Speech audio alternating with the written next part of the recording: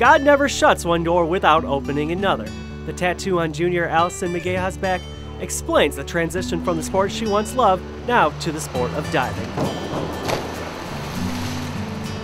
Well, my freshman and sophomore year, I came in as a Ball State gymnast, and I had a really good time with that. And then my junior year, I actually switched to diving. I contacted Laura, I sent her an email, and I told her that I wasn't sure if I'd be returning to the gymnastics team and if there was possibility that I could dive for Ball State. And she emailed me back, and she was excited to hear from me, and she was more than willing to let me come in and see what I can do to see how she could help me.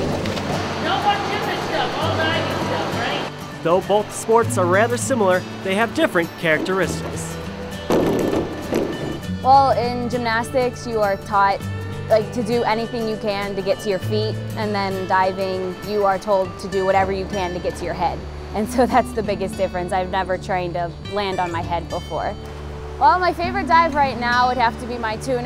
I just learned it about a week ago, and I actually competed it this past weekend, and I got pretty good scores on it, and so far that's my favorite dive. Coach Laura Goodell told me that the sport of diving is 90% mental and 10% physical.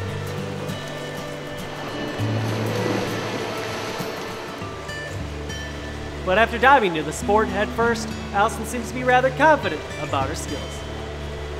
Diving's a little scarier for me right now, just for the fact of not exactly feeling quite comfortable with all the dives that I'm doing. The more I'm doing them, the more comfortable I'm getting, but I've had so much experience with gymnastics. A lot of the tricks are scarier in gymnastics to do if we explain to you what we do in gymnastics, but in diving there's a lot more to different feelings with diving.